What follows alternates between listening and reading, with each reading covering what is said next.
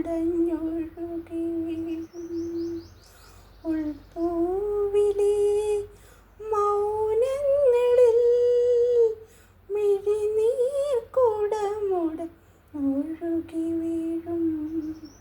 ഉൾപ്പൂവിലെ മൗനങ്ങളിൽ ലയവീണയരുളും ശ്രുതി ചേർന്നു മൂളാം.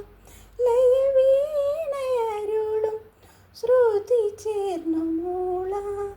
ഒരു നല്ല മധുരാത പരകീർത്തനം കൈക്കുടന്ന നിറയെ തിരുമധുരം തരും.